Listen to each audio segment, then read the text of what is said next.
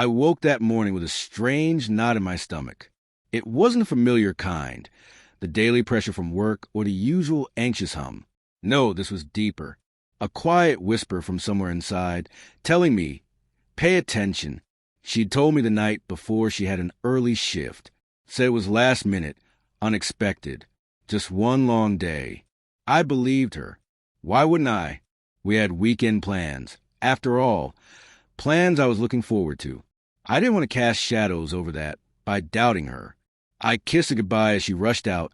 No lingering glance. No tenderness in her parting words. Just a quick, I love you tossed over her shoulder like an afterthought. I acted like I was headed off to work too. But in truth, I had cleared the day. No meetings, no responsibilities, just time. I was going to surprise her with breakfast when she got home. A small gesture. Something to remind her of us. But after aimless driving, something in me stirred again. I circled back, parked a few streets away, let myself in through the back, and silenced my phone.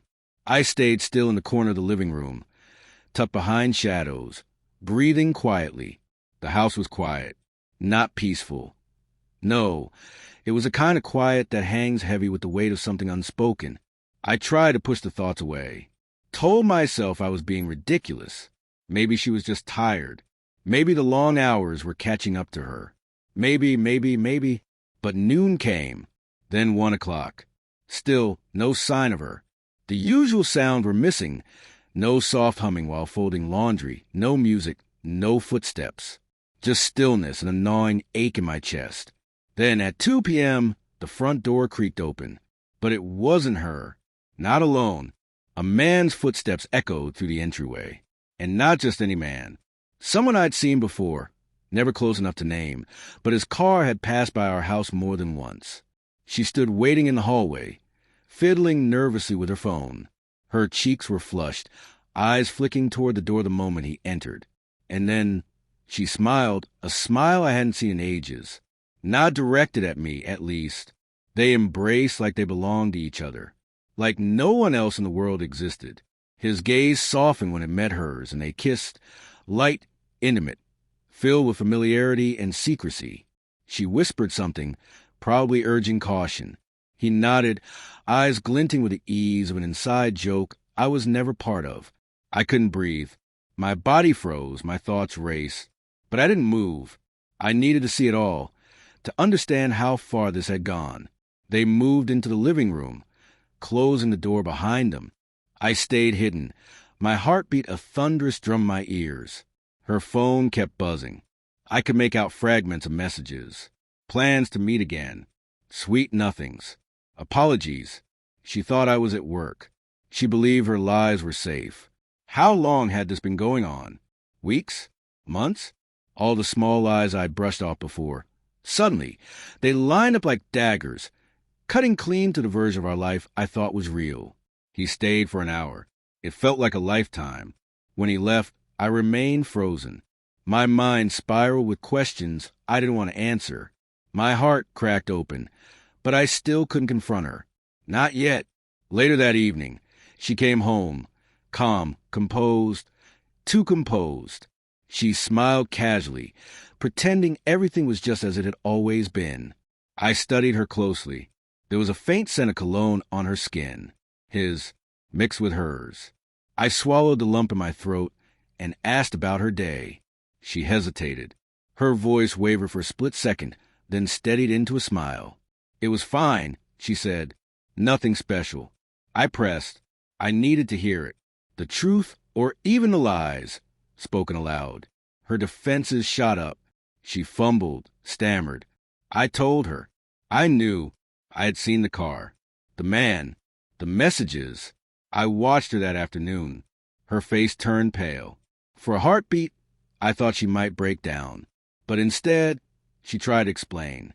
Tried to minimize. Claimed it was complicated. That it wasn't what it looked like. I couldn't listen. My mind was quiet, but my heart screamed. Trust, so easily shattered. It takes years to build, seconds to destroy. And here it was, broken in an instant. The woman I shared a bed with. My mornings. My dreams. She built a second world behind my back. I told her I needed space, time to think. I didn't want to act in rage. I didn't want to make decisions fueled by pain alone.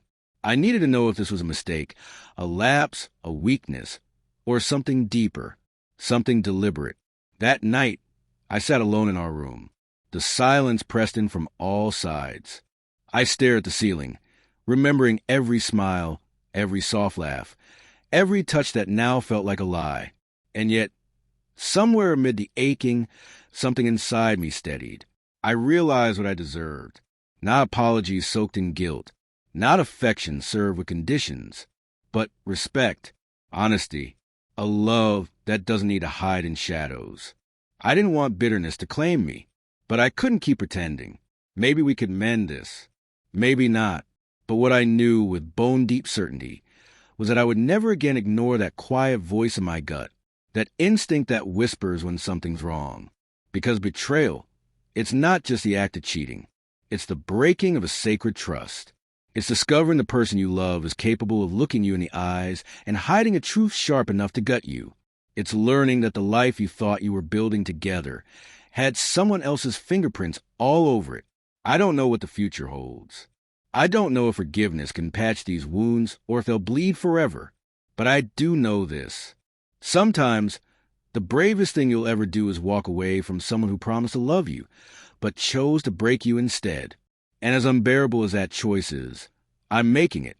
I'm choosing me, choosing healing, choosing a love that doesn't require silence or secrecy or pain to survive. Because at the end of it all, we owe ourselves the truth, even when it hurts more than anything else in the world.